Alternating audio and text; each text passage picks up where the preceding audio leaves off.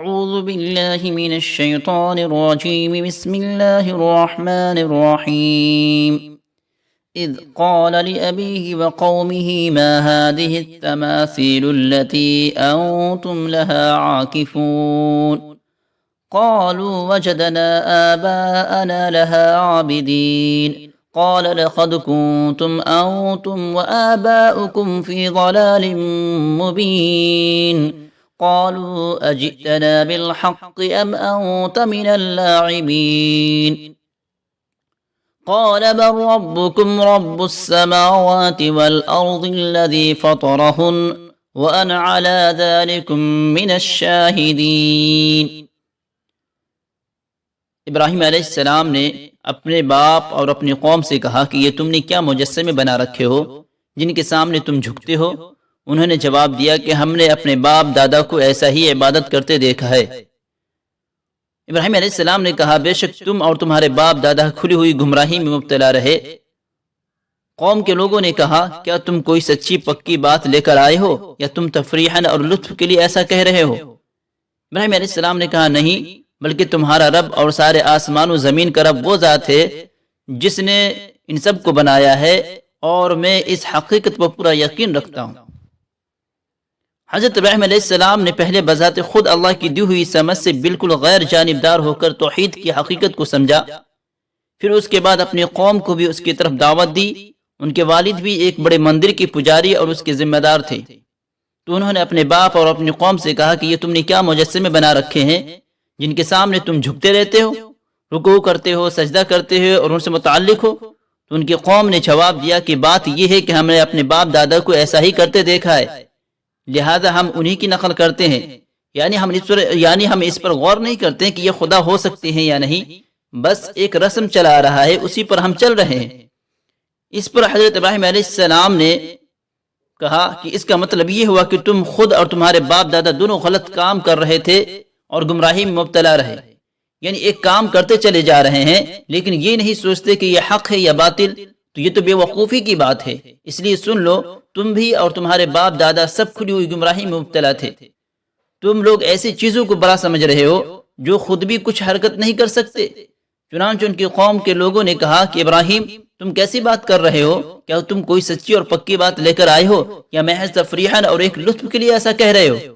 یعنی یہ جو تم ہم پر اعتراض کر رہے ہو کیا اس کی کوئی بنیاد ہے، یا یہ کہ تم نے تفریح کے طور پر یہ بات کی ہے؟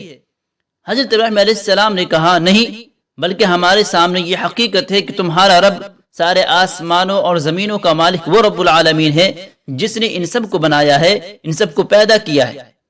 ظاہر ہے کہ یہ جو آسمان و زمین جن چیزوں کی تم پوجا کر رہے ہو ان کا جو پیدا کرنے والا ہے اصلاً وہی رب ہوگا۔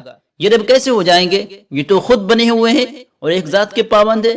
اس سے یہ بات خود سمجھ میں آ جاتی ہے کہ جو خود پابند ہے اس کو پابند کرنے والا اس سے بڑا ہوگا۔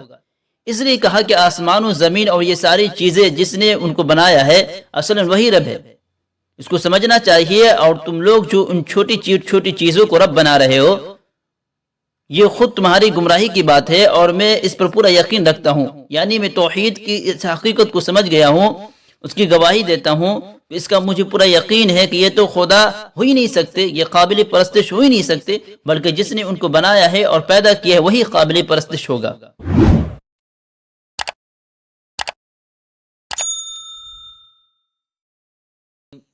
حضرت ابراہیم علیہ السلام نے اپنی سمجھ سے توحید کی اس نقطۂ نظر کو سمجھنے کے بعد صرف یہی نہیں کیا کہ اس بات کو مان لیا، بلکہ ماننے کے بعد اس پر قائم بھی رہے اور اس پیغام کے مخالف لوگوں سے مقابلہ شروع کر دیا۔ انہوں نے طے کر لیا کہ اب دوسروں کو بھی اس بات کا ہمیں قائل کرنا ہے، لیکن سوچا کہ کیسے قائل کریں؟ جب ہم نے خود توحید کی حقیقت کو سمجھا تھا تو وہ ہماری خود کی جستجو تھی، لیکن اب ان لوگوں کو اپنے اس ذہن کی ترتیب کیسے لائے؟ اس لیے جو بات عام عقل میں آتی ہے وہی انہوں نے اختیار کی۔ اتفاق یہ ہوا کہ کچھ دنوں بعد ان کے یہاں ایک میلہ تھا جس میں ہر سال ان کی قوم کے لوگ شرکت کرتے تھے۔ چنانچہ جب سب لوگ اس میلے میں شرکت کے لیے جانے لگے تو انہوں نے معذرت کرتے ہوئے کہا کہ ہماری طبیعت ٹھیک نہیں ہے، لہٰذا ہم نہیں جائیں گے۔ اس کے بعد انہوں نے ایک منصوبہ بنایا کہ بتوں کو توڑ دیا جائے اور بڑے بت کو باقی رکھا جائے اور اسی کی گردن میں کرہالی لٹکا دے تاکہ یہ محسوس ہو کہ یہ حرکت اسی بڑے بت کا کرتوت ہے، یعنی بالکل ایسا منظر بنا دیا کہ قوم کے لوگوں کو زبان حال سے قائل کرے۔ چنانچہ اسی کے مطابق انہوں نے کیا۔ اب جب قوم کے لوگ میلہ سے واپس ہوئے تو انہوں نے عبادت خانے میں جا کر دیکھا کہ سارے بت ٹوٹے ہوئے ہیں۔ اس پر پوری بستی میں چرچا شروع ہو گئی کہ کس شخص نے ہمارے بتوں کو توڑا ہے۔ بالآخر حضرت ابراہیم علیہ السلام پکڑ لائے گئے اور ان سے سب کچھ پوچھ گچھ کیا تو انہوں نے کہا کہ ہم سے کیا پوچھتے ہو، اپنے اس بڑے بت سے پوچھو، اپنے اس بڑے بت سے پوچھو جن سے تم مانگتے ہو کہ ان دیگرے بتوں کو کس نے مارا اور توڑا ہے۔ اس پر وہ لوگ گھبرا گئے کہ یہ بات واقعی سخت تھی، یہ ایسی بات تھی کہ اس کو عقل فوراً تسلیم کر لیتی ہے، لیکن وہ لوگ عقل و منطق کو چھوڑ کر غصہ کرنے لگے اور کہا کہ یہ بدتمیز ہے، اور پھر یہ سوچ کر کہ یہ تو فتنہ مچا دے گا، اس کی وجہ سے اس شہر کے اندر ایک آفت آ جائے گی، جس طرح یہ بات کر رہا ہے اس طرح معلوم نہیں کتنوں کو بہکا دے گا، اور یہاں ایک تغیر لے آئے گا، جن کو ہم پوچھتے ہیں ان کو یہ پوجنا بند کر دے گا، ان کو یہ پوجنا جو ہے بند کرا دے گا، اس لیے اس شخص کو زندہ رہنا ہی نہیں چاہیے، بلکہ اس کو سرے سے ختم کر دینا چاہیے، آگ میں جلا دینا چاہیے۔ آگ میں جلا دینے کا مسئلہ یہ ہے کہ عام طور پر شرک والے آگ کو بھی خدا کی طرح سمجھتے ہیں، اس لیے اس کو پوجتے بھی ہیں۔ مجوسیوں کے یہاں باقاعدہ آگ ہی کی پوجا کی جاتی ہے، اس طرح کچھ ہندوؤں کے یہاں بھی باقاعدہ آگ کی عبادت ہوتی ہے اور مردہ کو آگ میں جلایا جاتا ہے۔ وہ لوگ دفن نہیں کرتے ہیں، تو ان لوگوں کے نزدیک حضرت ابراہیم علیہ السلام کو آگ میں جلانا کوئی ایسی خاص بات نہیں تھی جس سے آدمی سوچے کہ آگ میں جلایا جائے۔ گویا جس طرح مسلمانوں کا آگ میں جلائے جانے کے متعلق تاثر ہے وہ دوسروں کا نہیں ہوتا ہے، اس لیے فسادات میں عام طور پر ایسا ہوا کہ لوگوں کو آگ میں جلایا گیا ہے۔